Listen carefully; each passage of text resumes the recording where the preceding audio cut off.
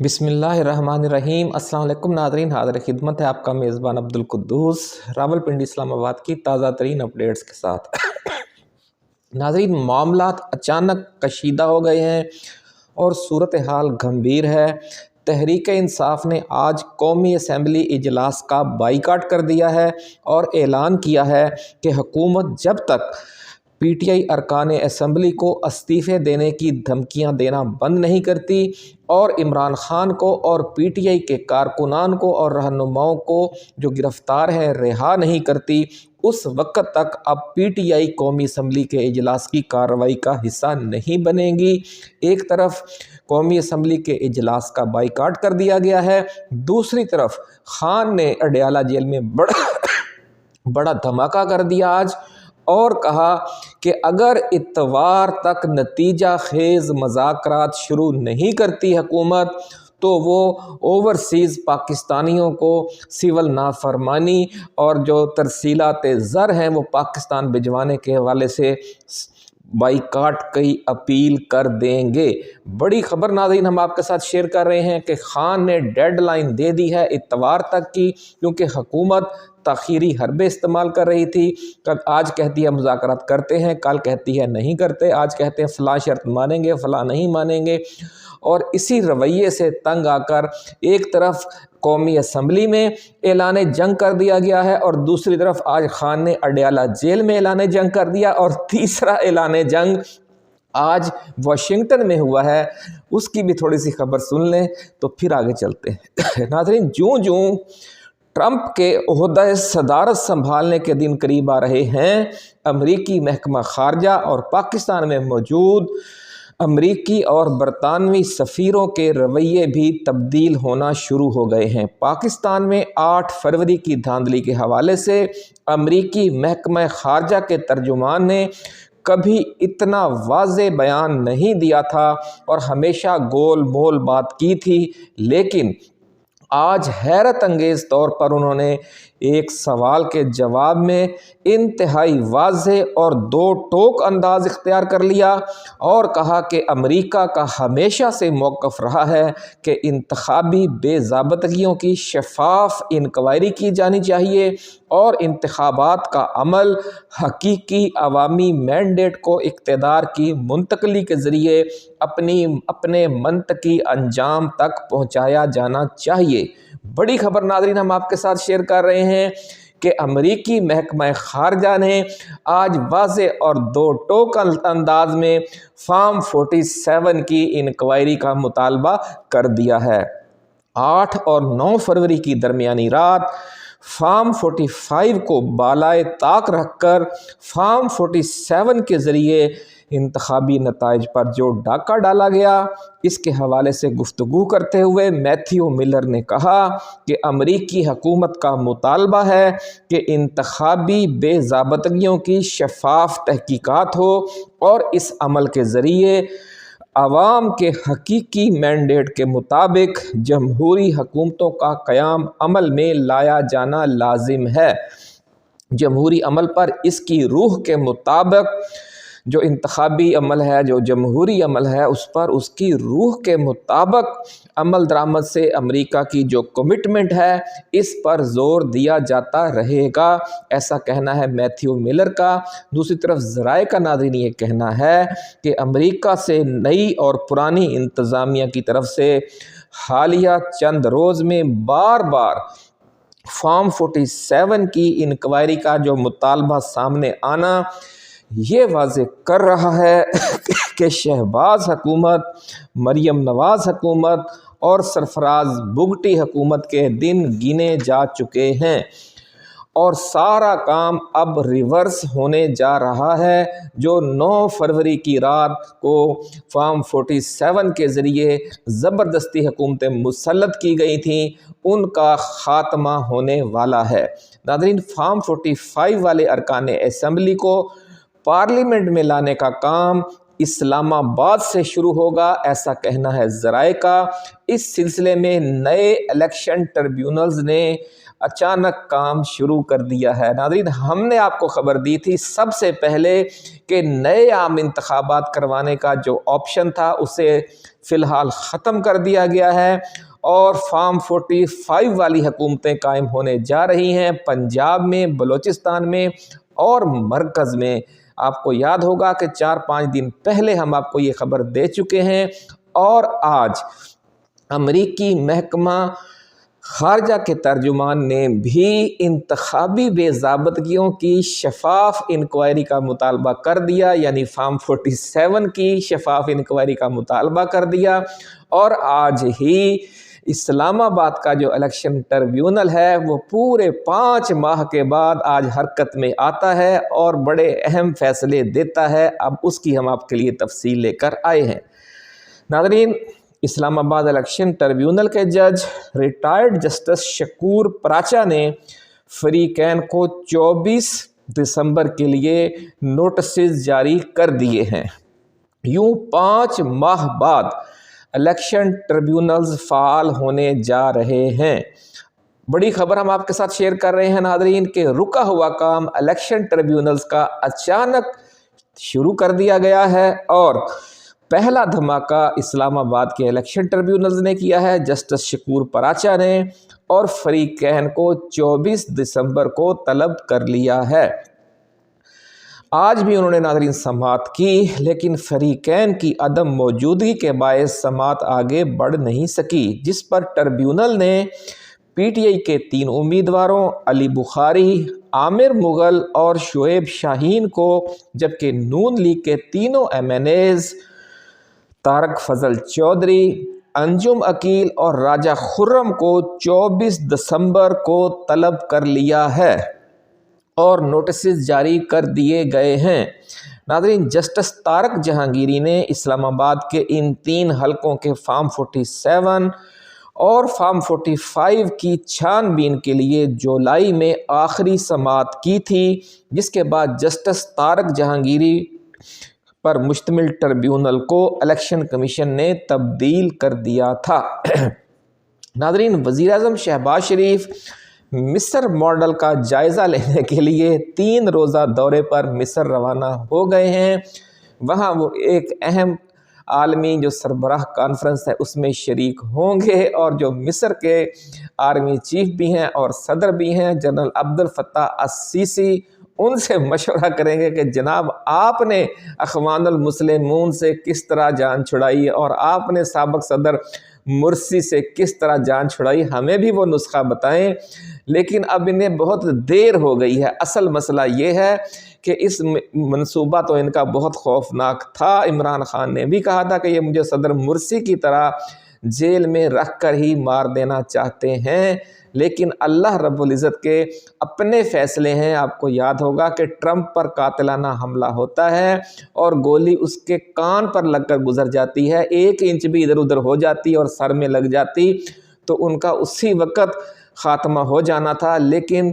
مارنے والے سے بچانے والا طاقتور ہے۔ اسٹیبلشمنٹ ٹرمپ کی بھی دشمن تھی اور اس پہ قاتلانہ حملہ بھی ہوتا ہے، لیکن وہ پھر بھی بچ جاتا ہے اور پھر وہ الیکشن بھی جیت جاتا ہے اسٹیبلشمنٹ کا پورا زور لگانے کے باوجود۔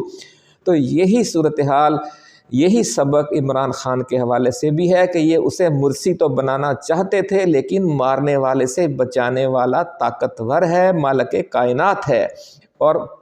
سارے جہانوں کا شہنشاہ ہے، شہنشاہوں کا بھی شہنشاہ ہے۔ تو ناظرین، اس وقت صورتحال یہ ہے کہ عمران خان کو مرسی بنانا اور پاکستان کو مصر بنانا خواہش تو ہے شریف خاندان کی، لیکن اس پر عمل درآمد میں اب تاخیر ہو گئی ہے۔ جبکہ اس وقت صورتحال یہ ہے کہ پاکستان میں بنگلہ دیش ماڈل کی طرز پر امریکی دباؤ کے ذریعے فوج جو ہے وہ حکومت تبدیل کرنے کا اصولی فیصلہ کر چکی ہے، ایسا کہنا ہے ذرائع کا۔ بنگلہ دیش میں بھی یہی ہوا تھا کہ وہاں بھی کشت و خون کے بعد امریکہ کی طرف سے دباؤ آیا اور پھر بنگلہ دیشی فوج نے حسینہ واجد کو فارغ کر کے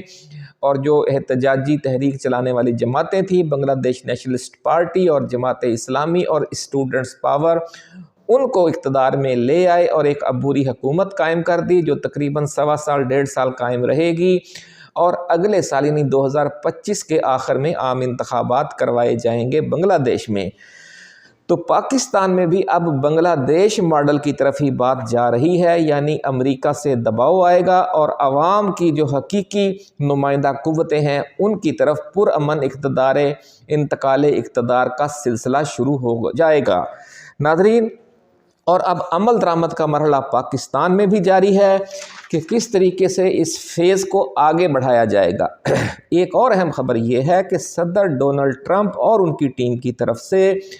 عمران خان کی رہائی اور اقتدار میں واپسی کے حوالے سے 2 ٹوک پیغامات واشنگٹن سے براہ راست اسلام آباد اور راولپنڈی تو پہنچ ہی رہے تھے، لیکن اب نئی اطلاع یہ آئی ہے کہ یہ پیغام اب براستہ سعودی عرب اور براستہ متحدہ عرب امارات بھی راولپنڈی میں موصول ہو گیا ہے۔ بڑی خبر ناظرین ہم آپ کے ساتھ شیئر کر رہے ہیں کہ واشنگٹن سے، پینٹاگون سے براستہ ریاض اور براستہ دبئی، براستہ سعودی عرب، براستہ UAE، ہمارے GHQ راولپنڈی میں پیغام موصول ہو گیا ہے، ایسا کہنا ہے ذرائع کا، اور شہزادہ محمد بن سلمان اور صدر محمد بن زائد کی طرف سے پاکستانی اسٹیبلشمنٹ سے کہا گیا ہے کہ وہ نو منتخب امریکی صدر ڈونلڈ ٹرمپ کی خواہش کے احترام میں عمران خان کی جلد از جلد رہائی کا عمل پایہ تکمیل کو پہنچانے اور ملک میں 8 فروری کے حقیقی مینڈیٹ کے مطابق جمہوری حکومت کے قیام کو یقینی بنائے۔ یہ کہنا ہے ذرائع کا، اور جو راولپنڈی اسلام آباد کے یہاں پر پاور کوریڈورز ہیں وہاں بھی، اور جو سفارتی حلقے ہیں وہاں بھی اب یہ سینہ گزٹ عام ہے پچھلے 2 روز سے کہ جو متحدہ عرب امارات اور سعودی عرب کے سفارت خانے ہیں وہ بھی ڈونلڈ ٹرمپ والی بولی بول رہے ہیں، اور جو امریکہ سے پیغامات آ رہے ہیں، اور جو آج باقاعدہ امریکی محکمہ خارجہ کے ترجمان میتھیو ملر نے بھی کہہ دیا ہے جو ہم نے آپ کو بتایا، تو اب تمام جو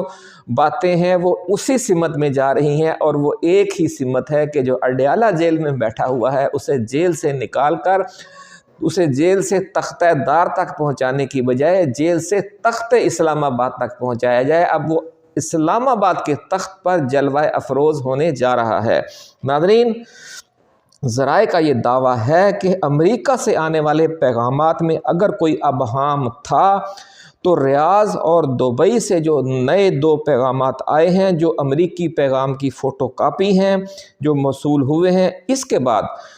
ڈیپ اسٹیبلشمنٹ نے حتمی فیصلہ کر لیا ہے اور شہباز حکومت کی رخصتی اور PTI کے مینڈیٹ کی واپسی کے لیے الیکشن ٹربیونلز کے ذریعے معاملے کو منطقی انجام تک پہنچانے کا سلسلہ اب شروع کر دیا گیا ہے،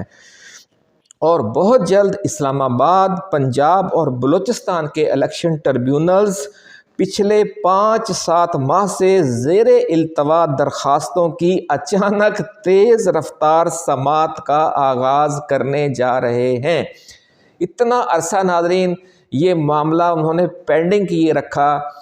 تو اب یہ 2-4 ماہ مزید بھی پینڈنگ کر سکتے تھے۔ کون سا ان کی کہتے ہیں نا کیڑا ویلنے باں آ گئی سی کہ ہوں اب جلدی اب یہ دوبارہ شروع کرنا ہے۔ اسلام آباد کا جو الیکشن ٹریبیونل ہے اس نے 24 کی ڈیٹ بھی دے دی ہے، دونوں فریقوں کو بلا لیا ہے، اور اوپر سے سمجھ لیں کہ ٹرمپ آنے والا ہے 20 جنوری کو، بلکہ اس سے پہلے ہی اب تو